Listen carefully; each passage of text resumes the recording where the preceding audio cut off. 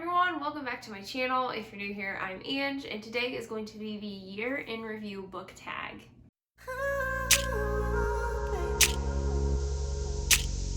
So I was so graciously tagged in the year in review book tag by Kristen at Kristen is Fully Booked. The creator is Dom from Dominish Books on YouTube, so I will link both of those down below, the channels, the original videos, so if you want to check them out, make sure to do so.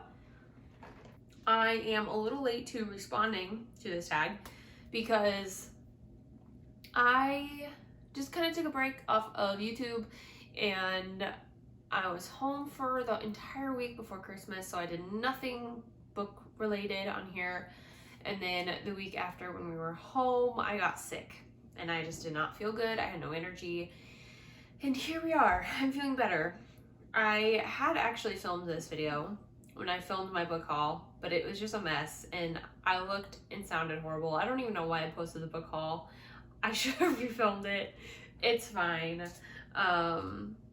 So yeah. Also, I still don't really know what my answers to these questions are. I didn't know when I filmed it the first time, and I don't really know my answers now, so it's fine. I don't even know the first question, dang it. Let's go to Goodreads. Okay, let's get started. So the first question is, what is your favorite book of the year?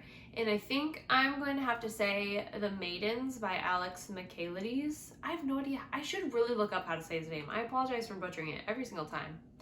Anyway, I seriously loved this book so much. It was one of my book of the month choices right before it debuted, or was released, I should say. I seriously really loved it. I loved The Silent Patient back when I read it in 2019, I believe it was. Maybe it was 2020. It might have been 2020. Oh my goodness. This was just so good. The academia atmosphere was so great. The fact that I never could guess really who was the murderer.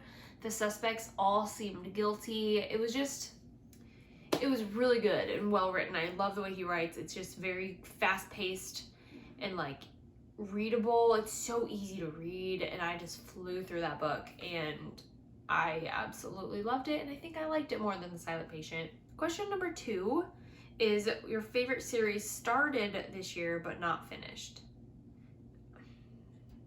I'm interpreting that as the favorite series that I started this year but didn't finish, or is unfinished. The series is unfinished, so I'm gonna go with that. And I have 3 and an honorable mention. I'm horrible at choosing one. I'm not gonna do it. I'm sorry. I love things equally and fully. So the first one that I'm gonna mention is the entire ACOTAR series. Fell in love with it. It made me really, it was the second series that I read about fairies recently, maybe actually ever. I don't know. I loved it. It got me into that world. The characters, the world building, I loved it. The second series was the From Blood and Ash series by Jennifer Armentrout, and that just, I don't know, something about it. I love it. Is it Castile, Poppy, Kieran? I don't know. Loved it so much. And then the third one, and actually I owe this one so much, and that is the Fortuna Sworn series by KJ Sutton, because this is the series, I started the first one and the second one last year, at the end of 2021. No. At the end of 2020. Oh my gosh, my brain is broken. Anyway, that is the series that got me back into fantasy. And whoa, that is the first series I ever read about fairies. And I loved Fortuna. She's an amazing character, and the way that KJ Sutton writes, I just really enjoy that, and the way that she describes certain things. And it was just so familiar, that fantasy world, the word fallen, it just threw me back, and it really just was a warm hug and welcome back to the fantasy world, Ange, you're home. And I was just so I really owe Fortuna Sworn so much because it really got me back into reading so much fantasy. So those are the three. None of them are finished. I think ACOTAR will come back in 2023. The fourth book in the From Blood and Ash series comes out in March, and Beautiful Nightmares comes out tomorrow, January 4th. And I may or may not already have a head start on it. And I may or may not be doing a reading vlog currently on it. And then the honorable mention is the Zodiac Academy by Carolyn Peckham and Suzanne Valenti. I've just really fallen in love with this series. It's pretty smutty. Like, it's more smutty than the other series I've mentioned. And, like, I don't know, it's just really interesting because it has these elemental magic dimensions. So air, earth, water, fire. But then on top of that, they have an order form so that they are some type of like magical creature. So like dragons, vampires, werewolves, sirens, Medusas, sphinxes, etc. And I don't know, I've never read anything like that and I really like it. And of course, like there's a bunch of astrological stuff, which is just, you know, fun. So those are that. The next question, number 3, is your favorite series finished this year. And I think I might just have to go with the Pennyroyal Academy by M.A. Larson. I don't know when the 3rd book came out, but I did finish that one this year. It was really good. I really liked it. It's middle grade. If you are someone who likes fairy tales and kind of recognizing names like Cinderella, Snow White, Rapunzel in your books and like they make reference to them, you would probably like it. I really like it. I was a little disappointed by the 3rd book, just because it didn't go the way that I wanted it to, but honestly, it was really good, and it was just so Fantasyland, fairy tale land, dragons, princesses, knights, witches, like, I loved it. It was so good. Okay, number 4 is your favorite new author discovered this year. This is hard because there's a lot of new authors I discovered this year. And I've always been someone who never really paid attention to who authors were before.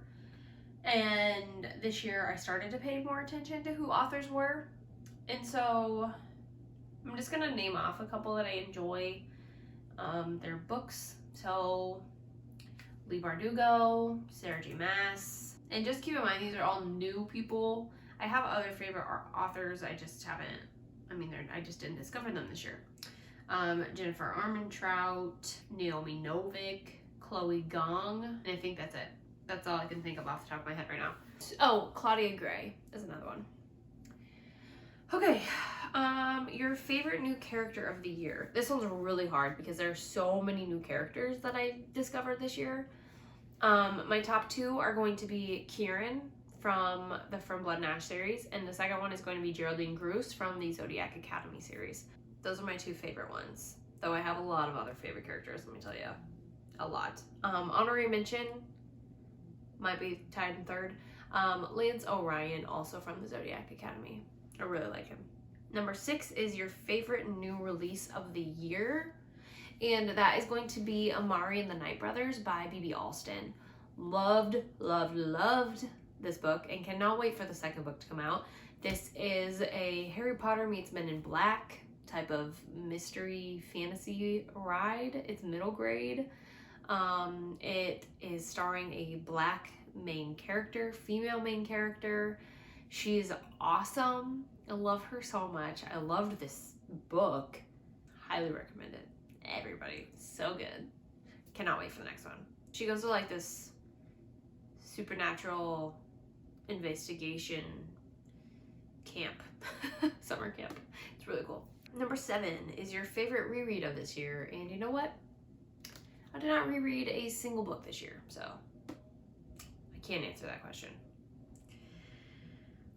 Number 8 is your biggest surprise of the year, and that is going to be The People We Keep by Allison Larkin. I got this one in a Book of the Month box, and I really thought it was going to be a 3-star read. It was going to be kind of dull. It was the one that I didn't like any that month. I should have just skipped it or chose from like their other options. But I chose that one, and I was like, whatever, I'll read it someday. It just didn't sound good. It sounded like a 90s road trip finding yourself, which is what it is, you know, it honestly is. But it's so much better than that. I gave it 5 stars and I loved it so much. I really loved the main character a lot. She was tough, she was smart, and it starts off with her 16 years old, living in a trailer, and basically gets out of town and just goes on her own. So she finds her own friends, family, is just kind of getting by. It was really good. Number 10, I think. Your biggest disappointment of the year. Hang on, I gotta prepare for this one. Don't come for me when I say this, okay? Don't get mad at me. Everyone has their own opinions. My biggest disappointment, The Invisible Life of Addie LaRue. I just thought it was really boring. I think it had a lot of potential, and I think it would have been awesome. Also, the author is V.E. Schwab. It's the only book of hers I've read. And it's also not turning me away from V.E. Schwab, so just want to throw that out there. I had potential, and I think I would have really liked it had it just mainly been about Addie from the time she makes her deal to whenever she wants to give up her deal. And that would have been awesome. I would have loved to watch her across the centuries doing things, specific crazy big things that she does that stands out. But it just wasn't that. And they threw in romance where it just was boring. The character was so boring. I'm sorry, but Henry was the most boring character ever. I could have done away with the romance, which is saying something, you guys. I love romance. Like, I want romance in all of my books. But that one it didn't work for me. It really didn't. I don't know. I didn't care for it. Which sucked because, like, a lot of people really enjoyed it. And so I had so much hype for it. And maybe that's part of the reason I didn't like it. And number 10, the one book from this year that you'd recommend to anyone, that is The Hiding Place by Corrie ten Boom. Oh my goodness. This is nonfiction. It's a true story about World War II. It's about this family living in Amsterdam, who is a Christian family. And they are helping the Jews. They're hiding the Jews, helping them in any way they can. They own a shoe shop. And it's just such a beautiful, moving story. I don't know. Holocaust books always have a soft spot, like, in my heart. I always love those kind of books. And this one takes the cake. It was so, so good.